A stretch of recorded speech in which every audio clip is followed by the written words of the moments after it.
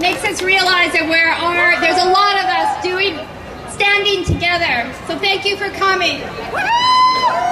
My granddaughter told me this morning when I got dressed, I looked like a fireman. I thought, oh, too much red for Monsanto. I went to take off my sweater, and then I thought, this is as much of a priority as a burning house. Like Tony said before us, we have got to take action. Our BC government, our federal government, thank you. They're not taking action, so it's up to us. GE Free BC, ladies behind here, many of us in the crowd. There are, through GE Free, I'll introduce a little bit about who GE Free BC is. It's a local organization, community in, sorry. I decided to do this without notes, so you gotta bear with me. We're a community organization committed to sustainable agriculture. We stand for no GMOs in our food system, and we support communities becoming GE-free zones. There's 14 communities in BC now, 11 regional districts, and all of Vancouver Island governed by ABICC that all have GE-free zone resolutions in place. This is the way to be heard. This is the way to have our voice. It's a grassroots movement, and it is up to us, you and me, for our children, for our future, for our grandchildren as well. We've got some successful resolutions. UBCM, which is a union of BC municipalities, that's when all of our councillors and mayors around BC come together once a year. Harold Steves is there representing us as well. They come and they make resolutions for all of BC. In 2012, they had a resolution to ban all GE tree fruits. In the following spring, they need to respond to the people, and they came back and said that they were going to look into it and report back to us. We're now demanding that report that hasn't come forth. Last year, there was a resolution passed by the UBCM to ban all GE trees, crops, and animals. And that went to the BC government. They did respond, and they acknowledged that the people are concerned. To me, that was a disappointing response, but it's a beginning, and this is where it starts. So resolutions are a way to have a voice. So go to your councillors, as Tony said. Next year is a voting year. Let all those councillors know that GMOs is a priority for you, and you want them to say no, to support our voices.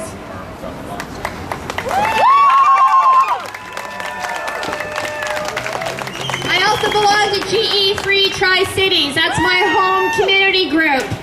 We're going to go, we're doing events, movies, we're going to farmers markets, we're telling all of our neighbors and all of our friends about the GM crops, all the things that Tony's talked about and the other speakers, and I'm sure that you're all aware of a lot of it. So we're trying to talk to the people because the media is not covering this. Unfortunately, they appear to be owned by the corporations as well. So it's up to us to spread the message. It's our intention to tell the people in our communities, Coquitlam, Port Coquitlam, and Port Moody, to support our resolution. And we're going to our councillors in the winter and asking for GE-free zones in those 3 communities. That's the way to get our voices heard. Dr. Terry Rain said that with every small community, it's like a bubble of voices, and there's enough voices that government has to hear us.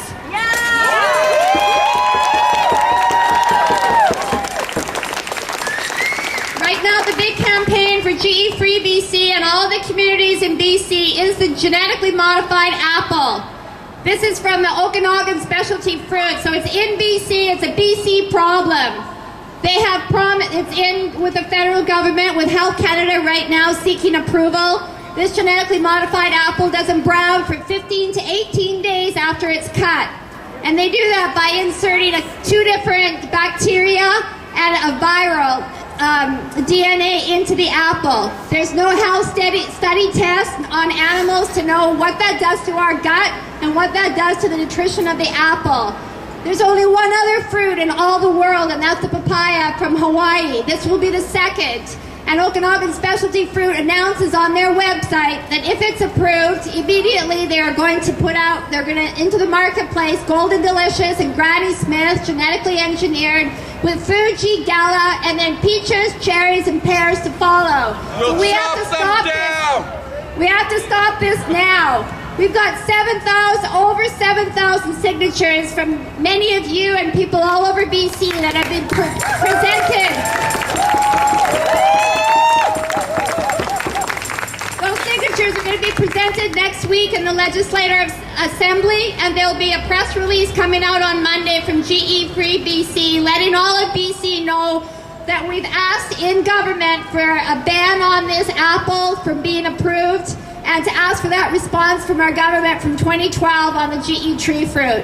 What can you do? You can do a lot. There's also a retail campaign that HANDS put on, that's Health Action Network Society. They sent a letter to every grocery store in BC asking them to sign the letter and return it, saying they will not sell the GM apple in their store. We've got 21 stores that signed that letter. That's not enough from all of the stores in BC. So we're asking you to go into all of your grocery stores, ask your produce manager, ask the store manager, write the head offices, and ask them to sign that letter with HANDS and to not bring in the genetically modified apple. Tell them if they do, you're not going to shop there. This is a way to stop this. The political campaign is to get attention, to let the government know our intentions. But the way to win this is a campaign against a retail campaign. Is to get all the stores to stand behind us and saying they won't buy this apple, they won't sell it. So it's up to us to make sure that all your grocery stores know how you feel about this. This is one that we can win, and we need a win in BC and in Canada. So get out there and please write your letters and talk to your stores.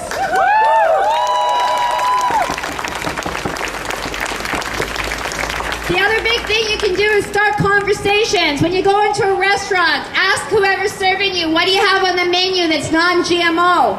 They probably don't know, they might not have a clue what you're talking about. Ask to talk to the restaurant manager. Start the conversation in your stores, in your schools. Educated people are running our PTAs, and they're bringing in food for our children on food days, and they're bringing in hot dogs. They just don't know. So go out and talk in your stores, everywhere that you can. Start a conversation. I wanted to let you know about some breaking news that I just got about this morning. And it is about a new apple that's going to come out. It's called the Stripper, and it's made by Infanto. Here's what the ad said. Are you sick and tired of apples that won't peel? Are you fed up with broken fingernails, peelers, knives, lacerated fingers? Well, no more. Introducing the Stripper, the world's first and only self-peeling apple by Infanto. It's genetically engineered to peel itself automatically. Just set the Stripper on the counter and spray it with Infanto's patent, and I'll try and say this word right, glycophosphor polychlorinated, peel-inducing depleted uranium, also known as liponuke. Watch the peels drop before your eyes. Both liponuke and the Stripper are certified absolutely safe by Health Canada. No, they're not. The Stripper's ripe, juicy, non-browning taste is yours forever. This was submitted by a member of GE Free BC. It's a heavy subject. Having all of us come together, that is the only good thing about GMOs, is it brings people together. Thank you for your time. Woo!